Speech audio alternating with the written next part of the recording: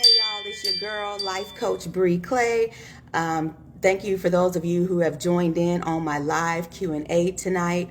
I also have some questions that were pre-submitted and I have them up on my laptop back here behind me. So if you see my eyes kind of shifting left and right, that's what I'm doing. I'm reading through some questions that people have already posted.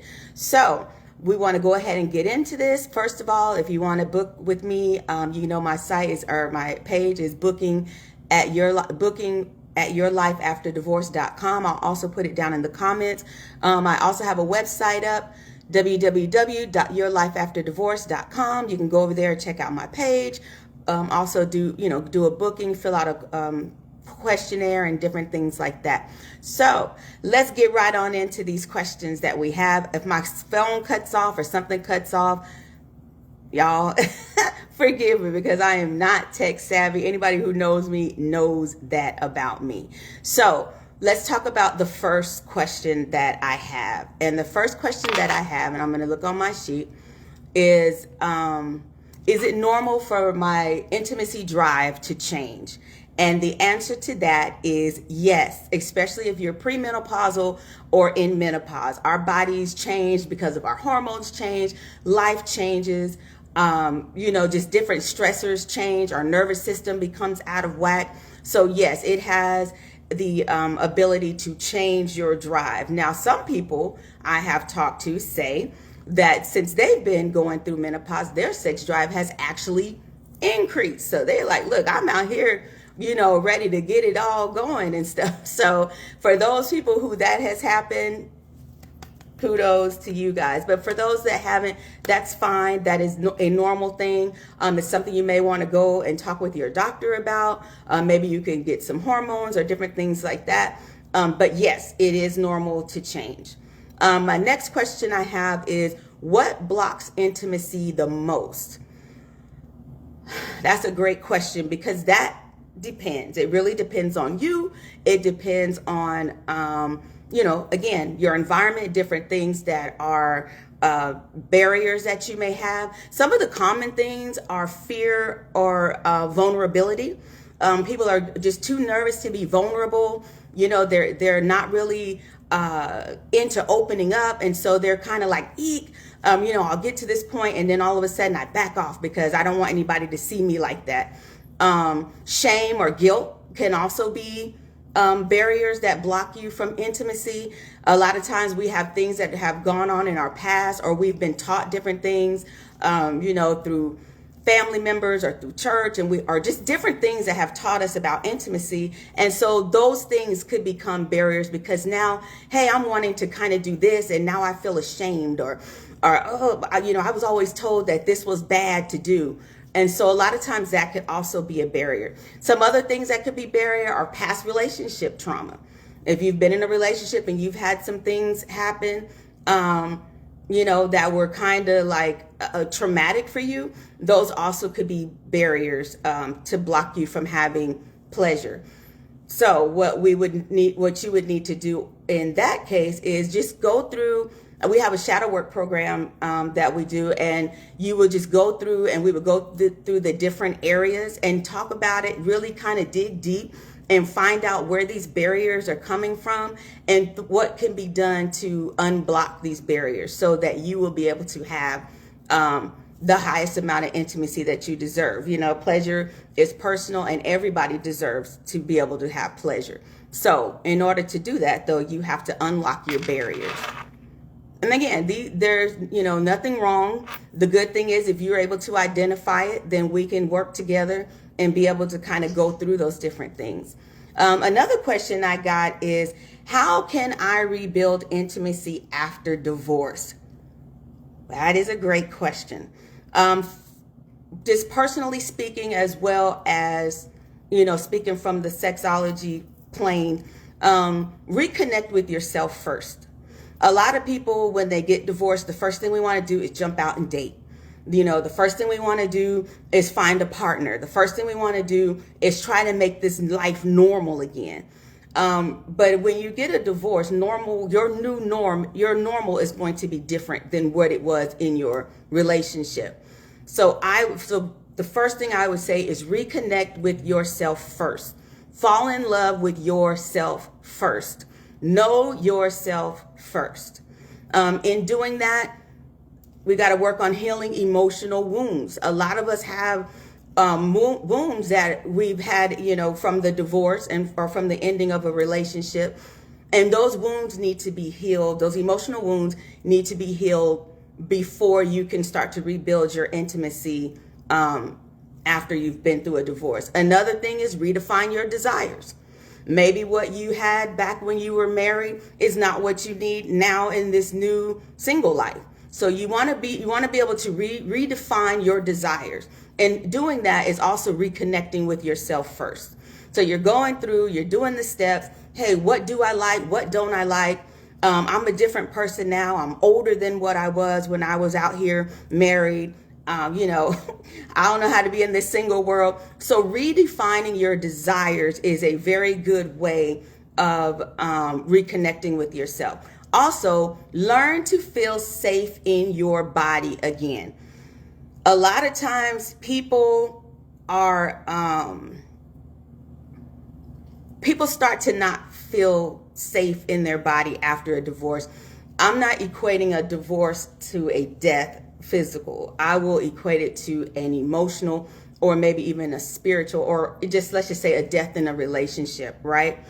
So then what that does is it messes up our nervous system. And so with our nervous system being all out of whack, we begin to not feel safe and comfortable in our own body. We don't feel safe and comfortable in our own skin. So we need to learn how to do that. Also, move at your own pace. Rebuilding intimacy after a divorce is going to be on your terms. Move at your pace. Make sure that you're not jumping in or jumping out of things too quickly. Don't let anybody rush you. No matter who they are, do not let anyone rush you into any type of intimacy right after you've been divorced, because you need that time. I'm telling you, I'm speaking from experience. You need that time to heal. You need that time to reconnect. You need to just have that time. So another question I have is, why do I feel guilty about pleasure? Now, I'm going to take a drink on that one. Then we're going to answer it.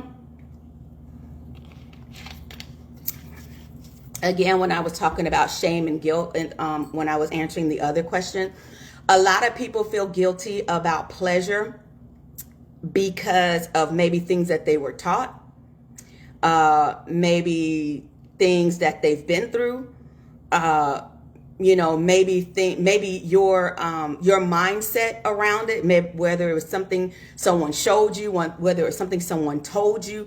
It all has to do with your mindset. And what we would do in this case is you would have to know how to reframe and reclaim your mindset and shape it around not what you've been taught was normal, but what you now know is normal. And in doing, we can work together on that as well. I just really, really believe in the healing of your shadows first before you start jumping out and before you start getting involved with someone or whatever in an intimate setting. I would definitely say you need to do the work on the healing. And pleasure is personal. And I heard from my mentor, pleasure is personal, and don't let anybody yuck your yum. What works for me may not work for you. What works for her may not work for him. So it's personal. It's what you are comfortable in. But if you don't know yourself and you haven't embodied who you are, embraced fully who you are, you won't know how to show up in the realm of intimacy. You'll show up with a lot of ideals and ideologies and all these different things, but you won't really show up as your authentic self in that. So I would just encourage just to do a reset. It's your time to reset. It's your time to have a rebirth. Like I've said before, divorce is not a life sentence. A lot of times it's not a death sentence. A lot of times it's a rebirth. And you don't even have to go through a divorce. Even in your marriage, if you're married and there are pockets of intimacy that you are finding holes in, a lot of times a rebirth needs to happen in your marriage. And I think that that is an incredible thing. Even if your marriage is on the, everything is going on the up and all of that, that's fine too. But I just think that everybody needs to have a moment where we kind of stop, we reset, we make sure that we're not dealing with old mindsets, but we're dealing with current mindsets. Okay. A question I have also is, let me see. What if I want one thing and my partner wants something else and we don't agree? I would say in that situation, one, I would not force what you want on someone else, and don't allow someone else to force what they want on you. In that setting, I would definitely say, if you have someone to reach out to, hi, my name is Coach Bree, and maybe have a session to where you can talk those things out with each other. Sit down and have an honest conversation. Okay, this is what I want to do, but I don't know why you don't.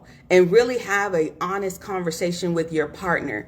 If it's someone you're intimate with, you should be able to have intimate and hard conversations.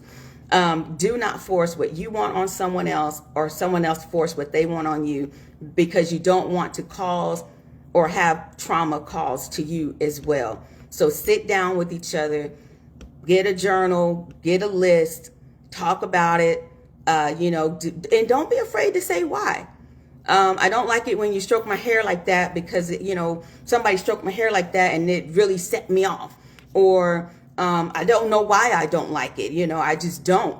And that's okay too, But I think just kind of sitting down with each other and unpacking and just being honest and not being judgmental towards each other or anything like that. I think that is your biggest starting point, is talking to each other, being honest, but also saying, hey, I do have, these certain boundaries. And we just need to talk those out so that I know I'm safe with you and that you're safe with me. Okay. That is the last question that I had. I know this wasn't a really long live, but I hope you guys got something from it. Again, I will put in the comments, I will put my information out there on how you can contact me. I definitely say, it's important. It's very, very important. Intimacy is a very important part of a relationship. It's a very important part of who we are as people. And I just really, really encourage you that if any of these questions were something that maybe you've been asking yourself, or, hey, what about, hey, I didn't have that question on there, but I want to ask you a question. I encourage you to definitely, you can go to my website, www.yourlifeafterdivorce.com, and we can have a conversation. I just really believe that if any of this resonated with you, or you have any questions, you can contact me, and I'll be more than happy to work with you. But I really say my challenge to you all would be this. Take some time, think to yourself, take a minute, take a beat, think to yourself, and ask yourself, have I given myself permission for pleasure? And if you're not able to, if you can't say yes, we can have a conversation. I thank you, everybody who came on to this live. I really appreciate y'all. I hope it was helpful.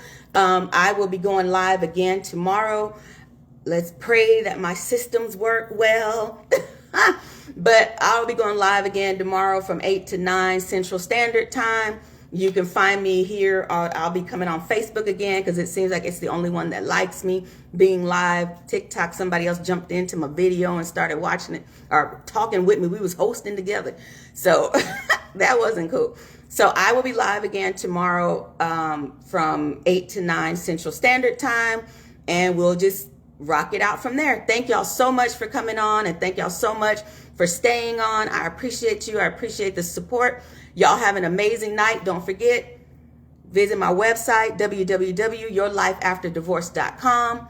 Also, if you want to book, you can book with me at booking@yourlifeafterdivorce.com. And I would love to hear from you and have a conversation with you. All right, everybody. Good night.